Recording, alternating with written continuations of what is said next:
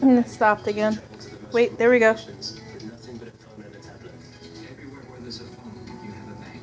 Now a person is able to start a business and employ somebody for the first time. Do you see that? Whoa.